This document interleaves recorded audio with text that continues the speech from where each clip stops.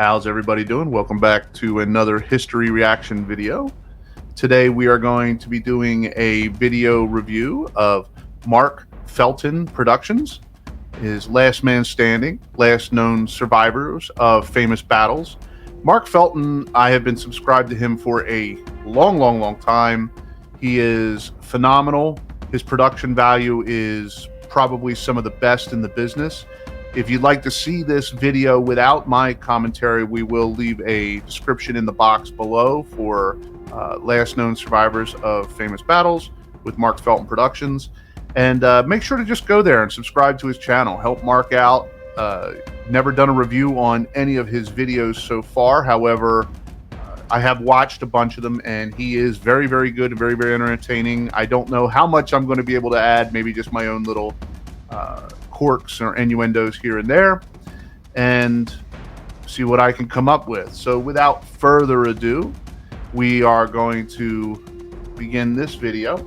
If you like what you see, make sure to like, share, and subscribe. Comment below for future video ideas and future videos that you'd like us to maybe shoot, or if you have any content creators you'd like us to review some of their work and join along with them. Remember, I'm not here to critique Mark. I'm just here to add to Mark. Mark obviously is a very smart man, as well as his team, and their production knows what they're talking about. So without further ado, let's get started.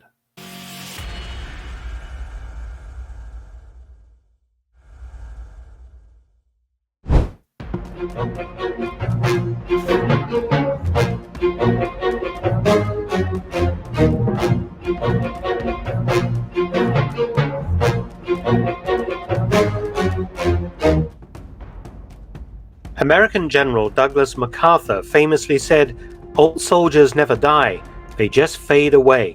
Some faded more slowly than others, and for every famous battle or campaign there had been a last survivor who outlived all of his contemporaries, until passing away in extreme old age, providing a living link for the modern generations with campaigns long consigned to the history books. One of the most infamous military actions of the 19th century was the Charge of the Light Brigade during the Crimean War. This was a war fought between 1853 and 1856 in... So the Charge of the Light Brigade, we're all familiar with the poem, Charge of the Light Brigade, and the Crimean War. A lot of people say the precursor to the American Civil War. The technology was there in the Crimean War, as well as the photography was starting to get big. So the Crimean War definitely, I think, is a little overshadowed by the American Civil War, but it's right on the same level with some of the stuff that happened there. So Charge of the Light Brigade. In Russia, between an alliance of the British, French, Sardinians and Ottoman Turkish forces against Tsarist Russia. The reason initially being arguments over religious sites in the Middle East, but more widely an attempt to limit Russian expansion, particularly towards the Mediterranean. The fighting was difficult and marked by extreme weather conditions, lots of disease and military incompetence. Could you see these hats? You know, the English wear these even today, standing guard. It's like a grenadier type of hat. Could you imagine walking into battle with these? And you'll notice that the rifles are percussion cap rifles. Prior to the Crimean War, percussion cap did exist. It was in some little ways back in the 1840s, 1830s, but the percussion cap rifle beat out the flintlock, which was its precursor. Not to say that there was no flintlocks used, even in the Civil War there was flintlock used. But just take a look at the rifles. You can definitely see the beginnings of some of the equipment they would have used in the American Civil War. The latter leading to British cavalry of the Light Brigade charging a battery of Russian artillery guns down a long valley, flanked on both sides by more Russian guns and infantry. The charge during the Battle of Balaclava in 1854 occurred due to poor staff work and communications. British Commanding General Lord Raglan intended to send the Light Brigade, a unit formed of 5 Light Dragoon and Lancer regiments, commanded by Major General the Earl of Cardigan, to prevent the Russians hauling away artillery guns from recently captured Turkish positions. It's hard for us to conceptualize today just what it was like to be on horseback and charge a position of artillery or infantry and have shots coming at us and, being killed. I mean, today I was in the Army, we're taught to take cover, we're taught to move real fast and not stay in position in one place too long. But these guys are, 6 feet in the air on the back of a horse waving a sword. Definitely a new kind of courage there. Due to a miscommunication in the chain of command, the Light Brigade instead made a frontal assault against a different artillery battery, well dug in and with strong flank protection. The Light Brigade charged down the Valley of Death under intense artillery fire, suffering horrendous casualties. The regiments reached and overran the Russian guns, but heavily outnumbered by Russian lancers, were forced to fight their way clear and retreat back up the valley under intense fire. The results were terrible. Of the 670 men who charged, 110 were killed and 161 wounded. Obviously, this video here is not from the real battles in the 1850s. This is, a Hollywood production of early film. So don't think this is from the original video from any stretch of the imagination. With many taken prisoner.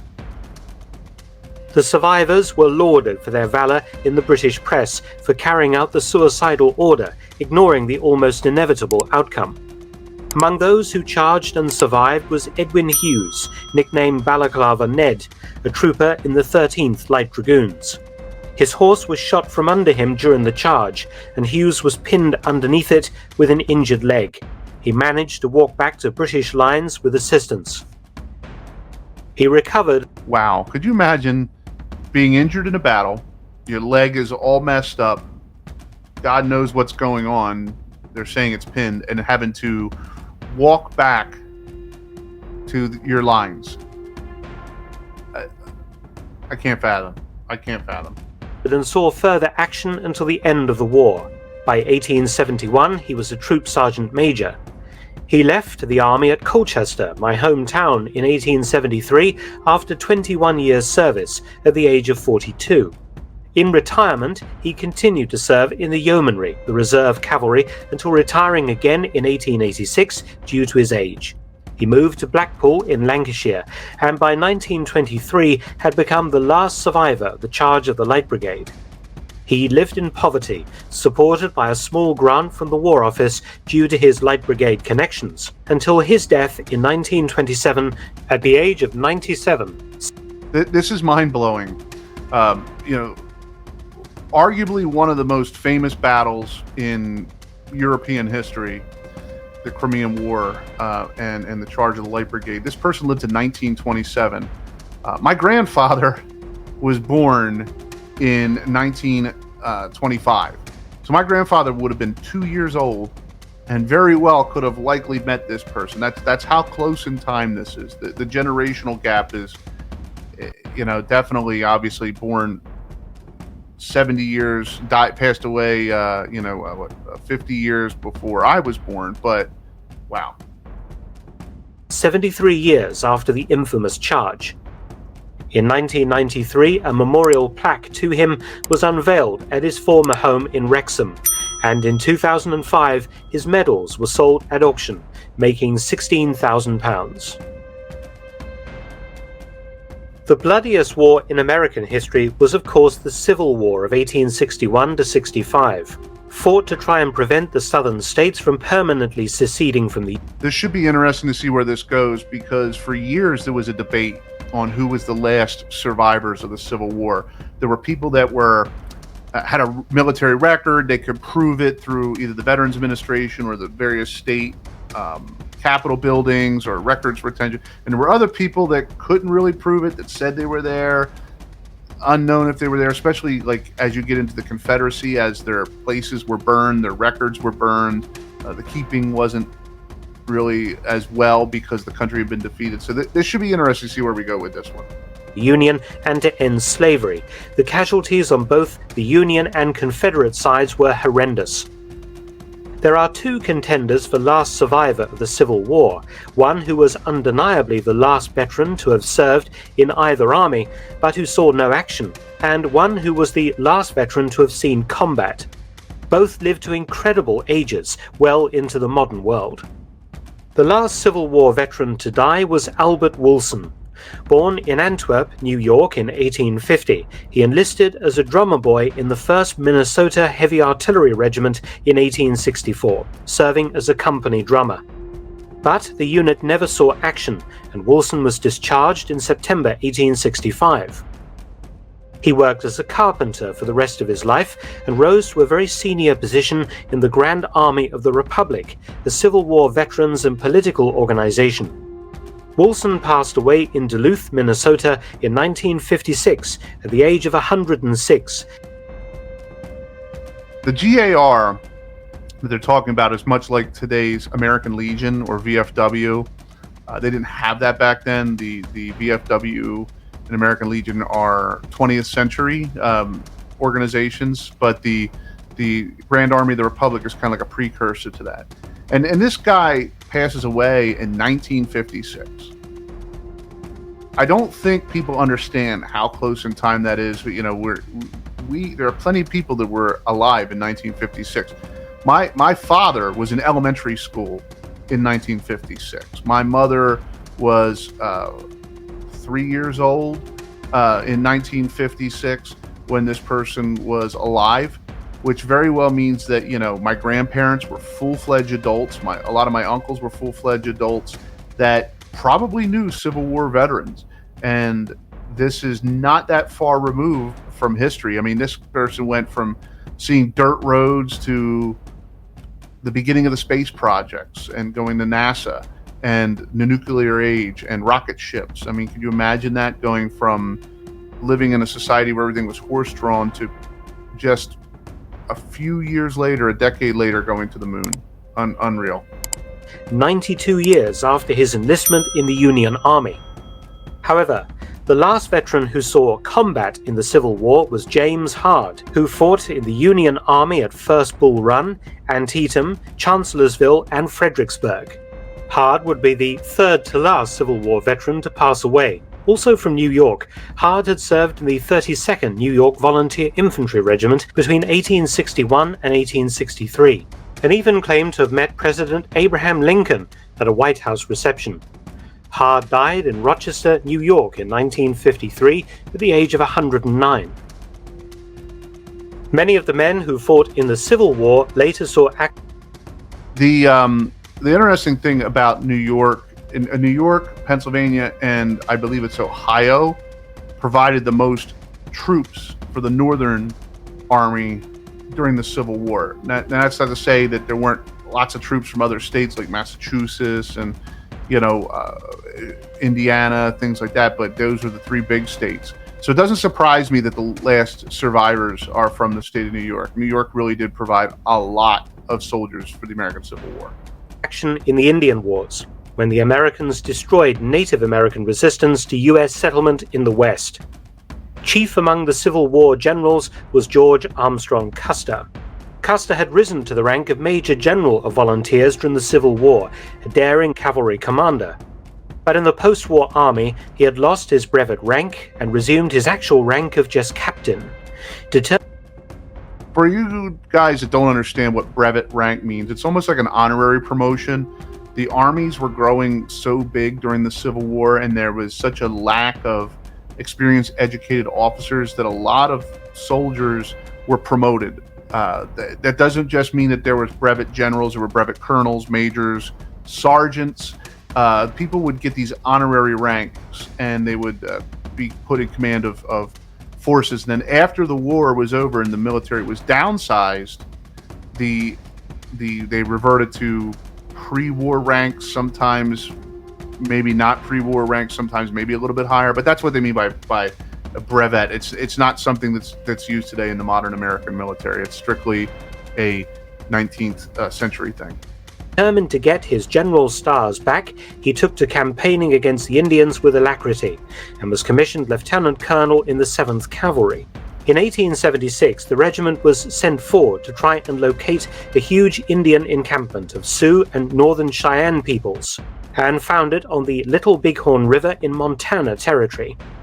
Ignoring his orders, Custer set to attacking the camp, which he had severely underestimated regarding its size.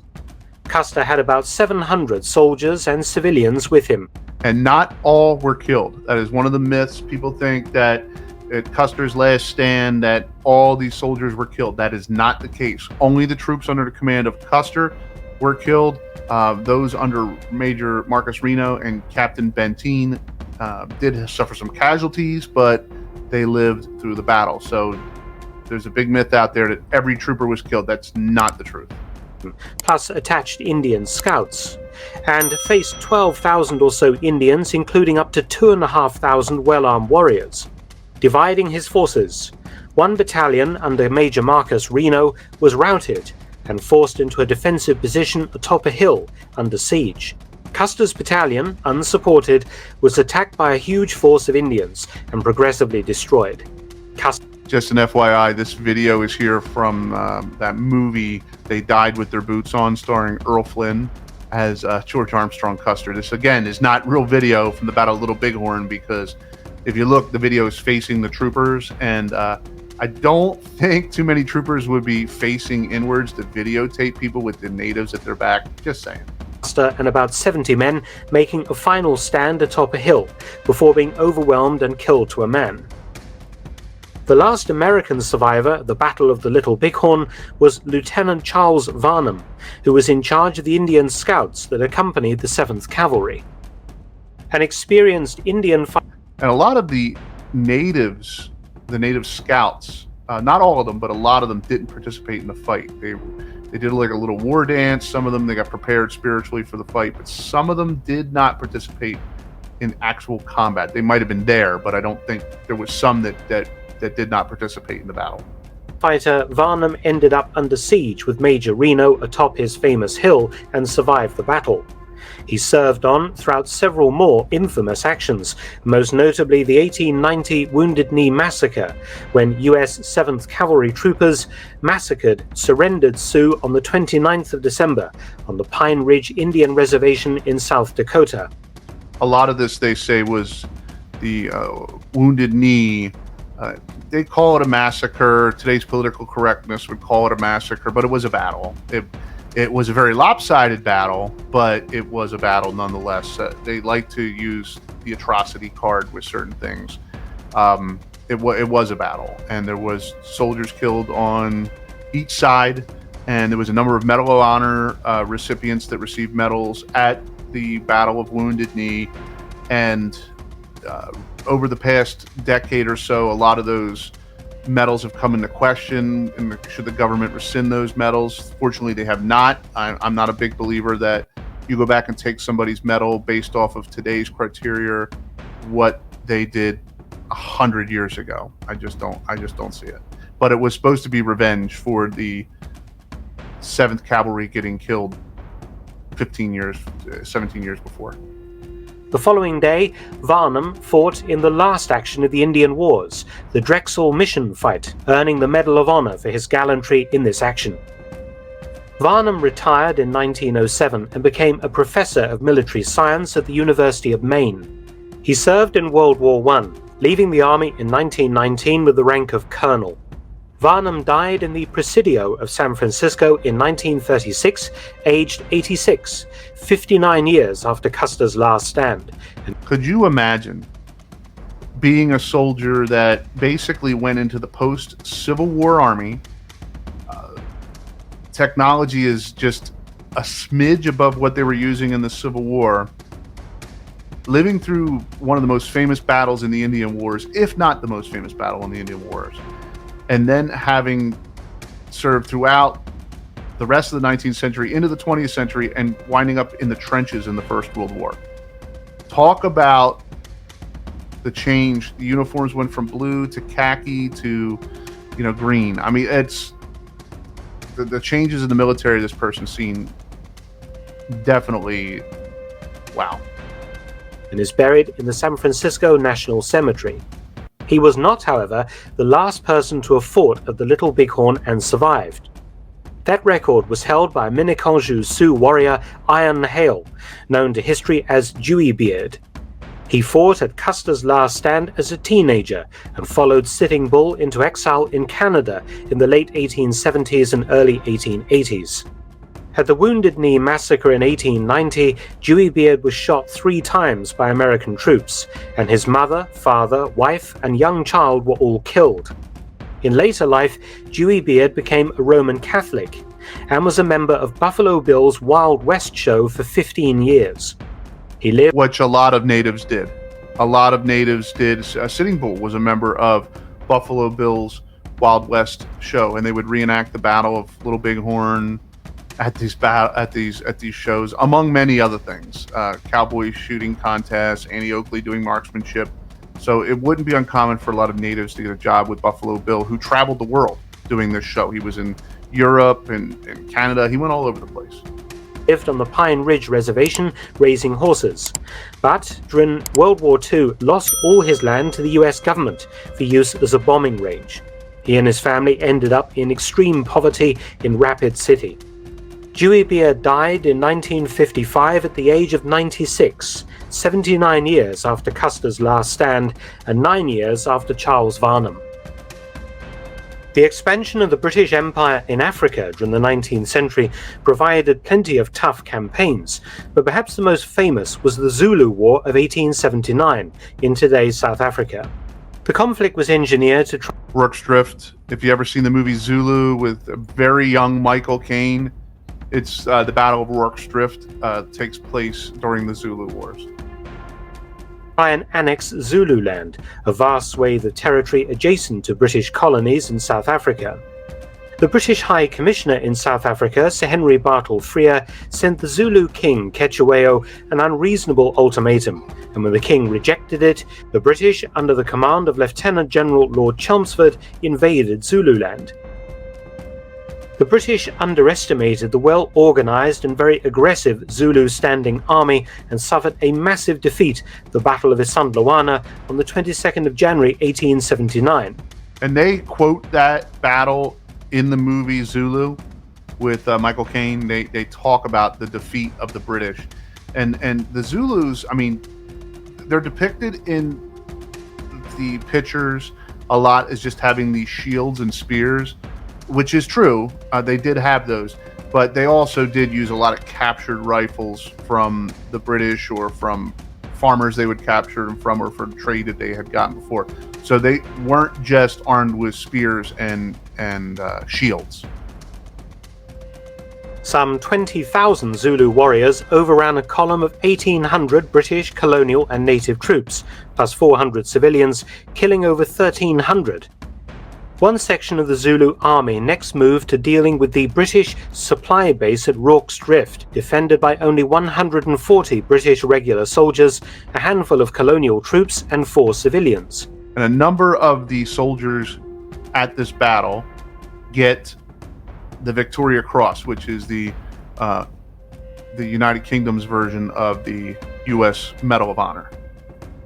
3,000 to 4,000 Zulus attacked the mission station at Rorke's Drift, but the 2 British officers in command, Lieutenants Chard and Bromhead, organised a brilliant defence of the place, defending it for 2 days and killing over 350 Zulus and wounding 500 more, while suffering only 17 killed and 15 wounded themselves. And they were using the single-shot Martini rifle. The single-shot Martini rifle. Could you imagine being in the plains of Africa, wearing these white pith helmets and these woolen tunics and dark trousers, and the marching order of the day, the heavy equipment fighting in Africa? Crazy. This action was immortalized in the film Zulu, starring Michael Caine. A record 11 men received the Victoria Cross, the highest number ever awarded for a single action. The last survivor of Rorke's Drift was one of its more important participants. Frank Bourne was a colour sergeant in the 24th Foot, South Wales Borderers. And if you watch the movie, there is somebody that plays Frank Bourne in the movie. They refer to him. He's not one of the main characters, but he definitely has some lines, and there's some sequences in the movie based off of this soldier. And the senior NCO present during the battle. Born in Balcombe, Sussex in 1855, he had enlisted in 1872. He was the youngest soldier in the British Army to be promoted to colour sergeant, and his nickname inevitably was the Kid. For his bravery at Rorke's Drift, Bourne received the Distinguished Conduct Medal, second only at that time to the Victoria Cross. Offered a commission as an officer, he declined. He served on in India and Burma and accepted a commission in 1890. He retired in 1907, but rejoined the army in 1914 when World War I broke out, ending the war a lieutenant colonel and... Again, another one of these guys that, spent a long time in the military. He gets out and he rejoins. And again, fighting the Zulus at the Battle of Rorke's Drift and fighting in the Zulu Wars is light years difference than fighting in the trenches of the First World War. I mean, again, the technology and advancement that these guys had seen, especially these career military men, unreal. Being made an Officer of the Order of the British Empire, an OBE. Bourne died on the 9th of May 1945, the day after VE Day, aged 90, and was buried in Beckenham in London, 66 years after Rorke's Drift. In American military history, one of the most famous actions was the charge up San Juan Hill in Cuba during the Spanish-American War in 1898. This war came about largely because of the accidental destruction of the battleship USS Maine in Havana Harbor, Cuba. Theodore Roosevelt gets the Medal of Honor much, much later after this battle, probably about close to 100 years after he fought the battle. The interesting thing about him getting the Medal of Honor is I believe he was put up for it at the time, but politics didn't want to have a war hero running as president, so they kind of had to go it away and move it further away and kept kicking the rock down the road. And then finally somebody said, look, he deserves this. And I believe it was under Bill Clinton in the late 90s, if I'm not mistaken, he was awarded the Medal of Honor, which was blamed on Spain, and with the massive influence of William Randolph Hearst's newspaper empire, the US president declared war on Spain and set about snatching her colonies of the Philippines, Puerto Rico, and Cuba. An independence movement in Cuba was supported by US ground troops, which landed and became involved in a series of battles, the troops suffering badly with the heat and tropical diseases. San Juan Hill was an important Spanish position. Again, think about this. This is 30 years after the Civil War, give or take, and the uniforms and equipment haven't changed that much. They're wearing heavy wool trousers in some instances. Some instances are wearing a canvas duck trouser, wool shirts, leather accoutrements, some canvas accoutrements, heavy rifles in Cuba. I live in Florida, which is nowhere near Cuba per se where I live. I mean, Cuba's 90 miles off the coast of Florida, but it gets hot here. I could not imagine being one of the soldiers there having to wear this stuff. And a difficult target, studded with blockhouses. The most famous unit to assault it was the Rough Riders, more properly the US 1st Volunteer Cavalry, led by Colonel Theodore Roosevelt, which made an uphill assault again under artillery, rifle, and machine gun fire. Not many people realized that the Rough Riders were supported by a couple of black units, including the 10th Cavalry, known as Buffalo Soldiers.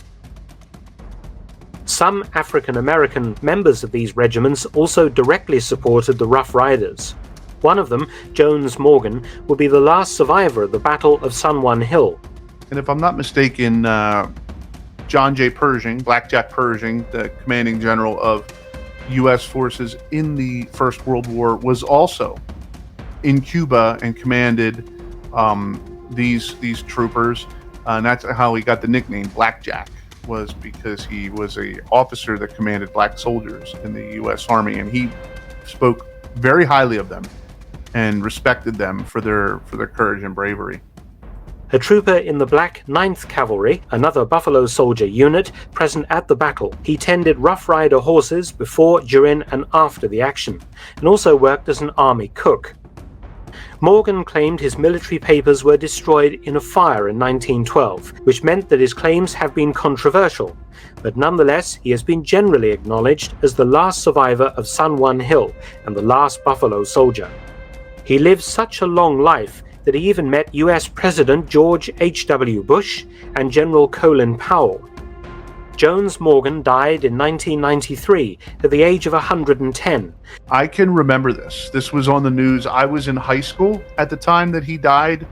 I was 16 years old, and I do remember hearing this in the news at that time, and I was just flabbergasted that somebody who had served in the Spanish-American War military, the U.S. military, was still alive when I was in high school. So it's very possible that, you know, I could have met him. And over the course of my life, I have met numerous veterans, obviously, you know, Vietnam veterans, Desert Storm veterans, Korean War veterans, World War II veterans. But in my life, I have met World War I veterans. Most of them had passed away when I was young, but I did meet them, and a lot of them were in their 80s and 90s when I met them. So this would have been something, you know, somebody very potentially that if you are even in your late 30s, you could have met somebody that was alive during the Spanish-American War that fought with Theodore Roosevelt.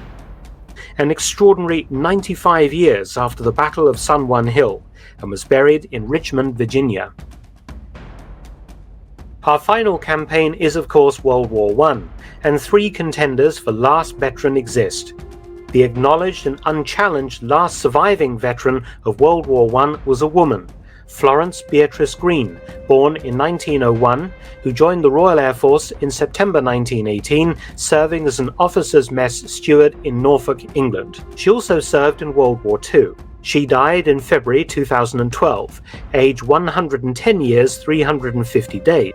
I remember when the World War I veterans were dying, that this was about maybe 10 years ago, give or take, some a little longer. And this was all over the news when the last veterans of these wars had died. I mean, World War I was huge anyway compared to the Spanish-American War. I mean, obviously, you know, the last veteran of the Spanish-American War did his service and you know, fought for his country and what he believed in. But World War I was on a much grander scale. So you had all these countries, France and Germany and Austria and the United States and Russia and all those saying, like, we have the last veteran, we have the last veteran. And this was big news as they were passing away.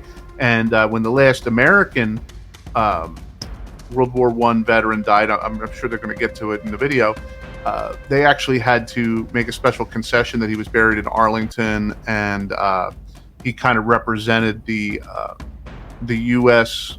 as a whole for that generation when they waived his right, because you had to meet certain criteria to be buried in Arlington Cemetery. But anyway, they wound up doing that just to honor that generation based off the passing of them. The last combat veteran of World War I died the year before Green. Claude Choules joined the Royal Navy in 1915, age 14, and served. I was going to say, doesn't it look like he's almost like the Cracker Jack kid? Like, he looks so young. I mean, soldiers are young anyway, but he looks, well, he's 14. Served right through the campaign, and was the last surviving witness to the scuttling of the German High Seas Fleet at Scapa Flow in Scotland in 1919. He later joined the Royal Australian Navy and served throughout World War II, retiring as a Chief Petty Officer in 1956.